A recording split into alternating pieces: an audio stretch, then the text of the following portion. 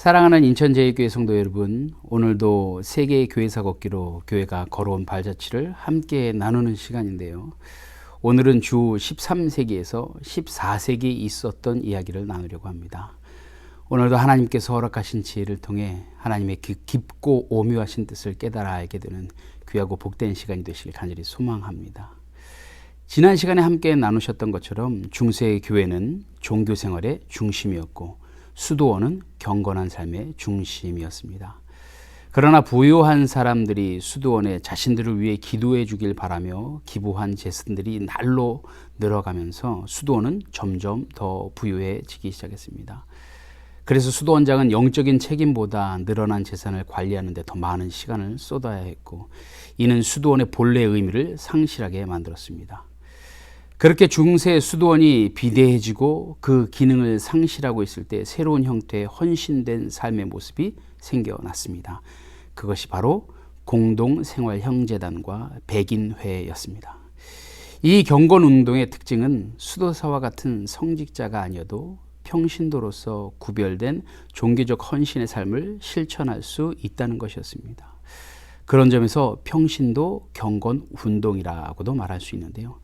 이런 평신도 경건운동은 수도사들이 수도원에서 헌신할 때 했던 의무적인 그 종신서약을 하지 않아도 됐습니다. 그러니 본인이 원하면 언제든지 공동체를 떠날 수 있었습니다. 이 평신도 경건운동 공동체는 자신의 헌신을 진술하기만 하면 언제든 들어갈 수 있었습니다. 이들을 올가맬 회칙도 없었다고 합니다. 심지어 설립자의 권위도 내세우지 않았고 교황청의 승인도 필요가 없었습니다. 이 경건운동 공동체는 경건의 삶을 보통 사람들의 일상에서 영위할 수 있도록 만들었습니다. 이런 움직임은 새로운 모양의 헌신이고 경건운동이었기에 새로운 헌신이라 불렸습니다. 그리고 이 운동이 종교개혁의 마중물 역할을 하게 됩니다. 이 새로운 헌신을 주도했던 백인회에 대해서 알아보겠습니다. 백인회는 네덜란드 지역에서 시작되어 벨기에와 프랑스, 독일의 라인 강변을 따라 퍼져나갔습니다. 백인회는 수도원과 같은 일정한 격식이나 계율 없이 미혼 여성과 과부들이 주축을 이루어 경건운동을 실천했는데, 기도, 묵상, 고행뿐만 아니라 공동체 밖에서 병자를 돌보는 등 그리스도의 사랑으로 약자를 섬기며 봉사와 자선 활동을 했습니다. 독립적으로 생계를 유지하기 위해 직무를 비롯하여 지역별로 다양한 종류의 수공업에 종사했다고 합니다. 백인회는 세상의 풍랑과 좌절을 만난 여성이 손쉽게 찾을 수 있는 영적, 사회적 피난처였던 것입니다. 수녀원은 부잣집 자제들만 갈 수 있었던 분위기였다면, 백인회는 세상을 떠나고 싶지만 수녀원에는 갈 수 없고 또한 마을 가까이에서 찾을 수 있는 신앙적 헌신의 대안이 되었습니다. 이 패는 자신의 삶을 그리스도께 바치겠다고 서약만 하면 되었는데, 가장 핵심 원칙은 하나님께 헌신이었습니다. 이러한 종교적 헌신은 사람을 섬기는 것으로 나타나는데, 가난하고 병든 자와 고아들을 수용하고 그들을 위해 빨래를 하며 밥을 해 먹이는 일을 했다고 합니다. 백인회는 생계를 위한 노동을 경시했던 수녀원이나 수도원과는 달리 먹고 살기 위한 수단으로 노동을 중요하게 생각했습니다. 그러나 백인회는 여성들이 가정을 떠나 한 공간에 모여 있는 것을 좋게 보지 않았던 당시 시대적 상황으로 인해 사회적으로는 좋은 평판을 얻지 못했습니다. 그리고 로마 천주교회도 백인회가 자신들의 통제 밖에 있다는 이유로 싫어했다고 합니다. 그런 백인회는 신학적 입장을 견지할 것도 없고 또한 정통 신학을 비판하거나 신비적 새로운 계시를 주장하지도 않았습니다. 그러나 백인회는 시간이 지나며 그 수가 점점 줄어 결국 수녀원으로 통합 운영되게 되었습니다. 그리고 남성들 가운데 백인회와 동일한 운동을 추구한 사람들도 있었는데, 이들을 베가드라고 불렀다고 합니다.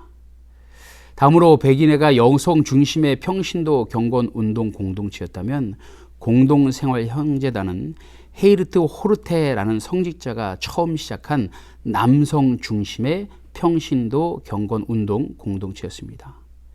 이 공동체에는 4가지 특징이 있었습니다.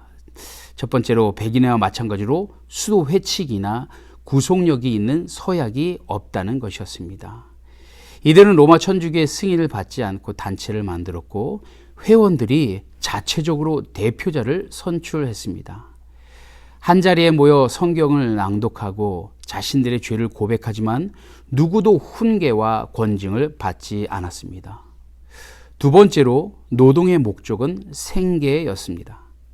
이들은 생계를 위한 노동을 거룩한 것으로 보았고 생계 유지를 위해 성경 필사와 책 제본을 하는 전문적인 일에 집중했다고 합니다. 세 번째는 성직자와 평신도의 구분 없이 함께 생활했다고 합니다.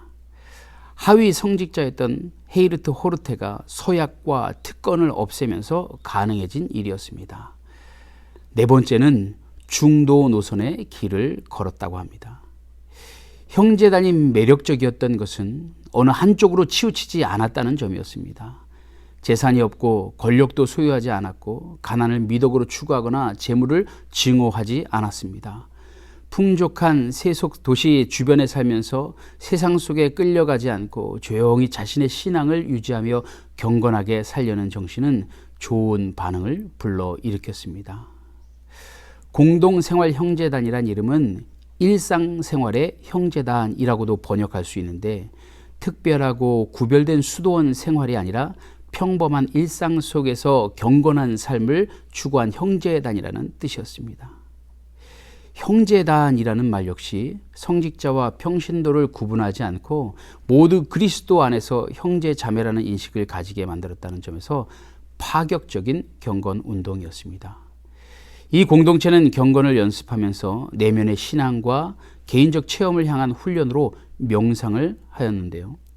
예수님의 보혈을 생각하며 기도하는 특별한 방법을 고안했는데 개인적인 명상을 통해 하나님과 만나는 신비주의의 한 형태였습니다. 이 명상법은 훗날 토마스 아 캠피스와 이그나티우스 로욜라에게도 영향을 미쳤습니다. 토마스 아 캠피스의 그리스도를 본받아라는 책은 지금도 많은 그리스도인이 개인적인 경건 생활을 위해 즐겨 읽고 있습니다. 하지만 성경의 역사와 문화를 무시했기 때문에 성경과 삶을 균형 있게 가르친 종교 개혁가들과는 차이가 있었습니다. 하지만 이 운동은 종교 개혁가들에게 직접적인 영향을 미친 새로운 형태의 경건 운동이었다는 것만은 분명한 사실이었습니다. 사랑하는 제일교회 성도 여러분, 고인물은 썩기 마련입니다. 우리 신앙도 마찬가지입니다. 틀에 박힌 신앙생활은 발전이 없는 고인물이 되고 마는 것입니다.